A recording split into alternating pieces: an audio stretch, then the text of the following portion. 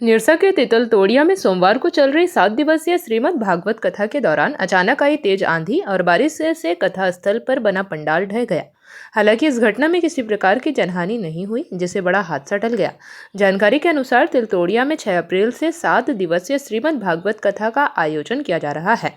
मंगलवार को कथा का दूसरा दिन था। शाम करीब 4 बजे अचानक मौसम खराब हो गया और तेज आंधी के कारण बारिश शुरू हो गई। तेज हवाओं के कारण कथा स्थल पर लगाया गया बड़ा पंडाल देखते ही देखते गिर गया। गनीमत रही कि उस समय कथा कार्यक्रम शुरू नहीं हुआ था और श्रद्धालु पंडाल के अंदर मौजूद नहीं थे। घटना के समय मौजूद भागवत समिति के सदस्यों तथा लगभग 150 की संख्या में मौजूद स्वयं सेवकों ने तत्परता और एकजुटता का परिचय देते हुए तुरंत गिरे हुए पंडाल के सामान को हटाने का काम शुरू किया। इस घटना में पंडाल में लगी कुछ लाइटें, साउंड सिस्टम तथा अन्य उपकरण क्षतिग्रस्त हो गए। समिति के अनुसार इस हादसे में करीब 1 लाख रुपए के नुकसान का अनुमान लगाया जा रहा है। घटना के बाद समिति के सदस्यों ने तुरंत स्थिति को संभालते हुए पंडाल को दोबारा व्यवस्थित करने का कार्य शुरू कर दिया। आयोजकों ने बताया कि कुछ नुकसान आवश्यक हुआ है, लेकिन स्थिति पूरी तरह सामान्य है और कथा कार्यक्रम को जल्द ही पुनः शुरू कर दिया जाएगा। आयोजन स्थल पर देर शाम तक मरम्मत और व्यवस्था बहाल करने का कार्य जारी रहा। अच्छा, क्या कुछ ये दुर्घटना घट गई स्वामी जी और कैसे क्या रहेगा? शाम हम महाराज जी के साथ श्रीधाम वृंदावन से हैं। तो यहाँ पर 5 बजे का समय रहता है कथा का। तो आज कथा से आधा पौन घंटा पहले ज़बरदस्त तूफान आया और पंडाल को क्षति हुई और पूरा पंडाल ही खोलना पड़ गया है हमें।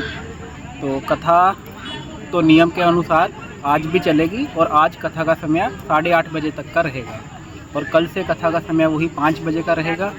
और मेन जो बात है कि थोड़ा और देरी से अगर कुछ होता यही वाली दुर्घटना तो उसमें बहुत नुकसान हो सकता था। तो संतों की, साधु संतों की, महाराज जी की और ठाकुर जी की कृपा इतनी रही कि कोई भी क्षति नहीं हुई, किसी भी प्रकार की कोई जान माल की इतनी क्षति नहीं हुई है। तो सब लोग जैसे आनंद सब लोगों ने कल लिया है, आने वाले 6 दिनों में भी उतना ही आनंद रहेगा। और महाराज जी तो अपना पूर्ण रूप से तत्पर रहते हैं कथा के लिए। मेरे पास महाराज जी का 5 साढ़े 5 बजे कॉल आया कि केशव भैया कथा तो आज होगी, आप चाहे छोटे स्तर पे कैसे भी कथा करनी ही है।